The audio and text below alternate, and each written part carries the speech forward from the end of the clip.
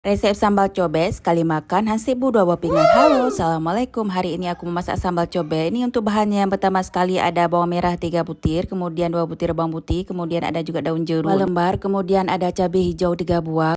Cabai keriting 2 buah, kemudian kalian bisa juga tambahin cabai rawit kalau kalian suka pedas ya. Selanjutnya ada juga tomat 3 buah. Semua bahan ini dikukus maupun direbus sama saja ya. Tapi aku di sini rebus aja biar selanjutnya ditiriskan dan semua bahan diulek seperti ini ya. Sampai kira-kira agak halus. Selanjutnya mau kita siapin wajan dulu. Jangan lupa juga kita panaskan wajannya. Kemudian kita isi minyaknya. Lanjut mau kita tumis bawang merahnya dulu. Kemudian kita oseng-oseng sebentar hingga bawangnya agak layu. Yuk kita tambahkan semua bumbu yang telah kita ulek tadi, kita tambahkan secara perlahan ya. Selanjutnya mau aku tambahin cemplang-cemplung semua seperti ini. Kemudian kita aduk-aduk sebentar. Selanjutnya kita tambahkan sedikitnya garam. Kemudian jangan terlalu banyak nanti bisa asin. Kita tambahkan juga jeruk nipisnya biar dia tambah mantul. Ini untuk garamnya sedikit saja untuk ya. Untuk jeruk nipisnya aku pakai sedikit aja yang sudah aku belah seperti ini ya. Satu sisinya saja. Ini biar mantul ya, biar rasanya ada asam gurih-gurihnya. Nah ini dia sambalnya sudah agak matang. Airnya sudah juga menyusut. Kemudian lanjut mau aku cemplung untuk ikannya. Selanjutnya mau kita aduk-aduk sebentar. Next mau kita tata di atas piring dulu. Ini sudah mantap deh. Kalian kalau kena nasi panas nih nggak cukup satu piring kalian makan. Jadi buruan deh coba resepnya. Selamat menikmati, selamat makan siang. Salam sayang.